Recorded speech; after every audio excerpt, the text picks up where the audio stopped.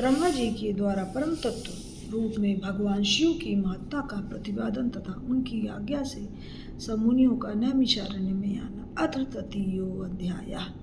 ब्रह्मा जी बोले, मन के साथ वाणी जिनको प्राप्त किए बिना ही लौट जाती है, जिनकी आनंदमय स्वरूप को प्राप्त कर विद्वान पुरुष किसी से भयभीत नहीं होता, जिनसे ये सभी ब्रह्मा विष्णु रुद्र एवं इंद्रादि देवता उत्पन्न हुए हैं, एवं जो सभी के साथ पंच महाभूतों एवं इंद्रियों की सृष्टि करते हैं, जो सभी कारणों के कारण हैं, जो धाता एवं ध्याता दोनों हैं, जो अन्य किसी से कभी भी उत्पन्न नहीं होते, वे संपूर्ण ऐश्वर्यों से संपन्न होने के कारण स्वयं सर्वेश्वर हैं।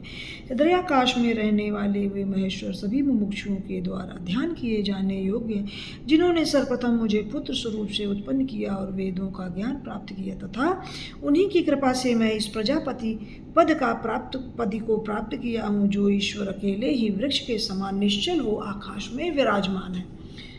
जिन महात्मा पुरुष से यह संपूर्ण संसार व्याप्त है, जो अकेले ही सभी निष्क्रिय जीवों को सक्रिय बनाते हैं और जो अकेले ही एक बीजों का अनेक रूप में परिणित कर देते हैं, वे ही महान ऐश्वर्य वाले हैं।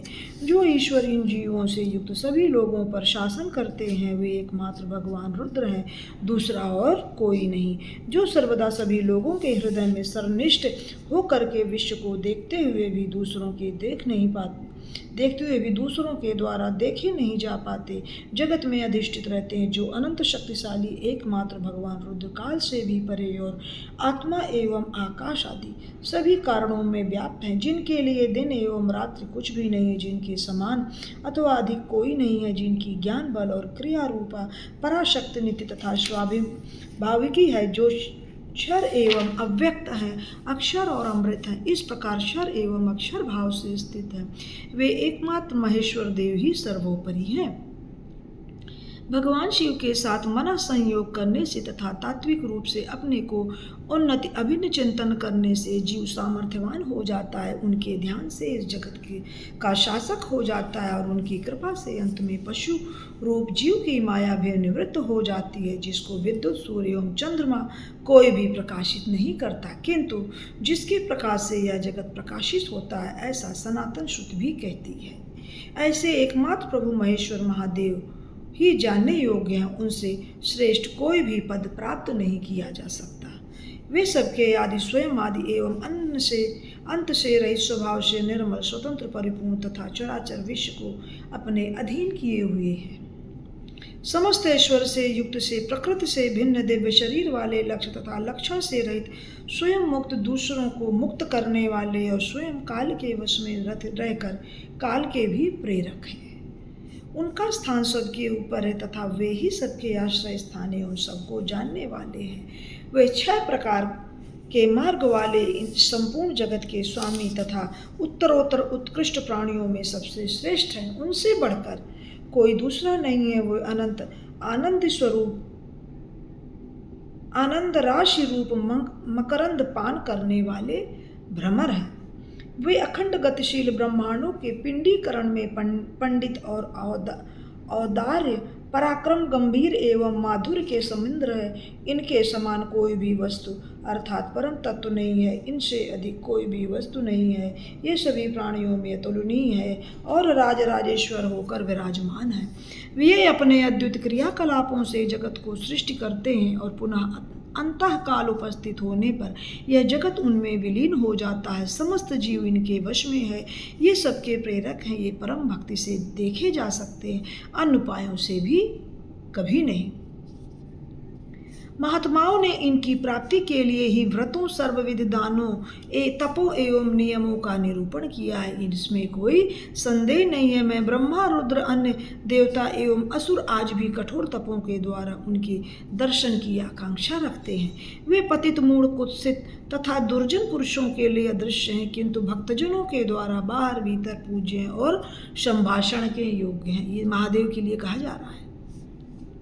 उनके 3 रूप स्थूल सूक्ष्म एवं उनसे भी परे है। हम देवताओं से उनका स्थूल रूप दृश्य है, योगियों से उनका सूक्ष्म रूप दृश्य है, किंतु उससे भी परे जो उनका नित्य ज्ञानमय आनंदमय एवं अविनाशी रूप है, वह तो उनमें निष्ठा रखने वाले, उनके प्रतिपरायण रहने वाले तथा व्रत में आश्रित जनों के द्वारा ही दृश्य है।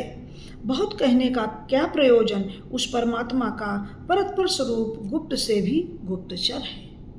शिव जी में भक्ति रखनी चाहिए, उससे युक्त प्राणी मुक्त हो जाता है, इसमें कोई संदेह नहीं है। वह भक्ति शिव की कृपा से ही हो सकती है और उनकी कृपा भक्ति से उत्पन्न होती है, जैसे अंकुर से बीज और बीज से अंकुर उत्पन्न होता है। उस ईश्वर का प्रसाद प्राप्त हो जाने पर जीव को सर्वत्र सिद्धि प्राप्त हो जाती है।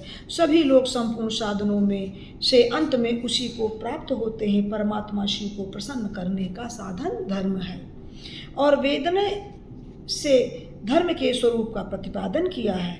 उसका अभ्यास करते रहने से पूर्व मार्जित पुण्य एवं पापों में समता आ जाती है।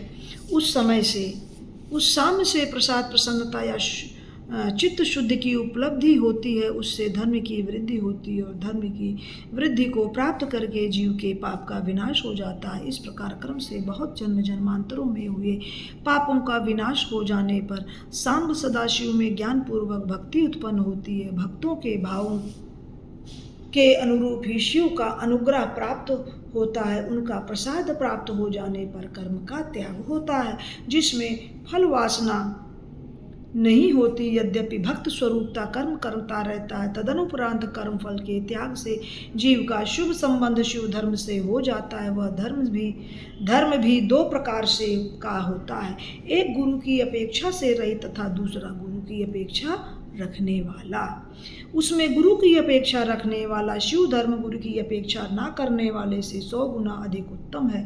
जो गुरु की शिक्षा द्वारा शिव धर्म में तत्पर रहता है, वह शीघ्र ही शिव ज्ञान की प्राप्ति कर लेता है। ज्ञान युक्त हो मनुष्य हो जाने से मनुष्य का इस जगत में दोष दिखाई पड़ने लगता है। तदनंतर विषयों के प्रति वैराग्य हो जाता है और वैराग्य से भाव सिद्धि हो जाती है।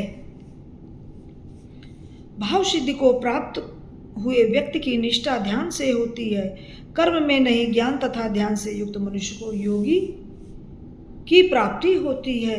योग से पराभक्ति प्राप्त होती है। उसके पश्चात भक्ति की महिमा शिव का प्रसाद उपलब्ध होता है। शिव के प्रसाद से जीव मुक्त हो जाता है और मुक्त हो जाने पर वह शिव के समान हो जाता है। इस प्रकार शिव जी के अनुग्रह का जो यह स्वरूप है वह इसी प्रकार है, यह कहना संभव नहीं है।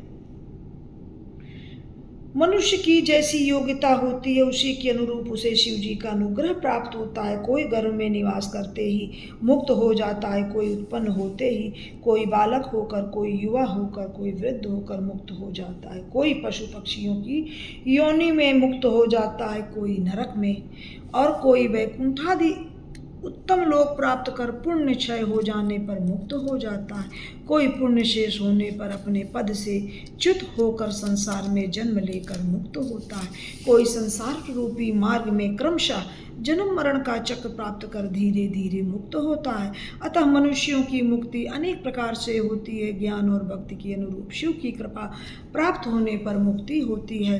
अतः इन्हें प्रसन्न करने के लिए वाणी, मन तथा शरीर के दोषों को त्याग कर स्त्री पुरुषों एवं अग्नियों के सहित आप सभी को शिव जी का ध्यान, उनमें निष्ठा, भक्ति, शिव शरणागति एवं मन से उनका ध्यान करते हुए समस्त क्रियाएं करनी चाहिए। इस समय आप लोगों ने जो दिव्य सहस्र वाला दीर्घ यागानुष्ठान प्रवर्तित किया गया है, उसी यज्ञ के अंत में मंत्र द्वारा आवाहन करने पर वायु देव वहाँ पधारेंगे। वे ही आप लोगों के कल्याण का साधन एवं उपाय बताएंगे। उसके पश्चात आप लोग उस परम सुंदर तथा पुण्यमयी वाराणसी पुरी चले जाना, जहाँ पिनाक पाणी भगवान विश्वनाथ भक्तजनों पर अनुग्रह करने के लिए देवी पार्वती के सदा विहार करते हैं।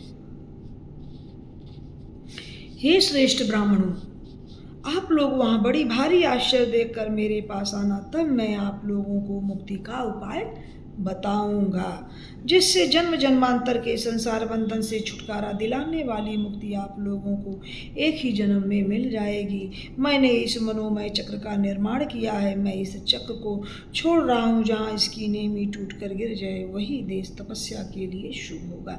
ऐसा कहकर पितामह ने उस सूर्य तुल्य मनोमय चक्र की ओर देखा और महादेव जी को प्रणाम कर उसे छोड़ दिया।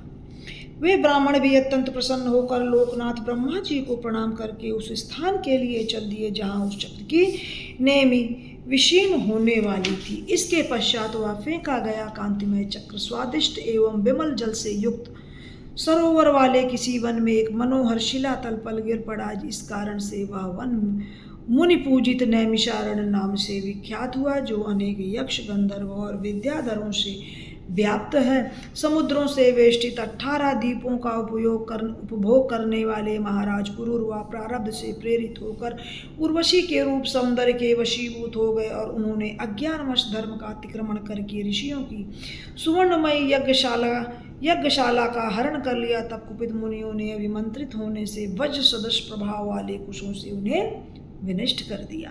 जहाँ पर पूर्व काल में वेदज्ञ गार्हपत्य गान के उपासक एवं विश्व की सृष्टि करने वाले महर्षियों ने ब्रह्मदेव के उद्देश्य से यज्ञ का प्रारंभ किया, जिस यज्ञ में शब्द शास्त्र, अर्थशास्त्र और न्याय शास्त्र के ज्ञाता विद्वान महर्षियों ने अपनी शक्ति, प्रजा तथा क्रिया के माध्यम से शास्त्रीय विधि का अनुष्ठान किया था। जहाँ पर वेदवेत्ता ब्राह्मण वेदों को ना मानने वाले और स्वच्छंद शास्त्र का निर्माण करने वाले नास्तिकों को तार्किक प्रक्रिया के द्वारा निरंतर पराजित करते हैं। जहाँ स्फटिकी मणिमय पार्वती की शिलाओं से अमृत के समान मधुर निर्मल जल प्रवाहित होता रहता है, वृक्षों पर स्वादिष्ट रसीले फल लगे रहते हैं एवं अनेक जीव जंतु निवास करते हैं। इस प्रकार का वह नैमिषारण्य मुनियों के तप के योग्य है। इस प्रकार से शिव महापुराण के अंतर्गत 7वीं वायु संहिता के पूर्व खंड में नैमिषोपाख्यान नामक 3रा अध्याय संपूर्ण हुआ। नमः पार्वती पतये शिव हर हर हर महादेव। सबको हर हर महादेव, जय माता दी। और मिलते हैं नेक्स्ट वीडियो में। आपको अच्छा लगता है तो प्लीज़ लाइक एंड सब्सक्राइब करें और कमेंट भी दें। ठीक है, हर हर महादेव। मिलते हैं नेक्स्ट वीडियो में।